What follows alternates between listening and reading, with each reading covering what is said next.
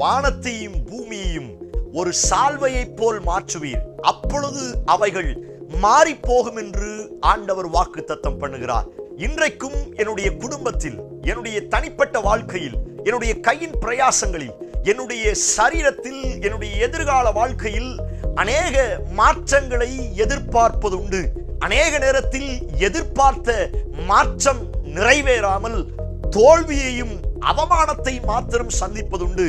அப்படிப்பட்டவர்களுக்கு இந்த வார்த்தையை தீர்க்கதரிசனமாய் சொல்லுகிறார். நான் உங்களுடைய வாழ்க்கையில் சில மாற்றத்தை உருவாக்க போகிறேன்.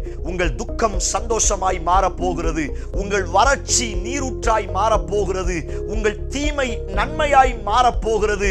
சபையே, தேவ பிள்ளையே, நம்ப ஆரம்பியுங்கள். உங்கள் குடும்பத்தில் மாறாதவராய் அவர் இருந்து அநேக மாற்றங்களை தரப்போகிறார். அவைகள் மாறப்போகிறது. ஆமென்.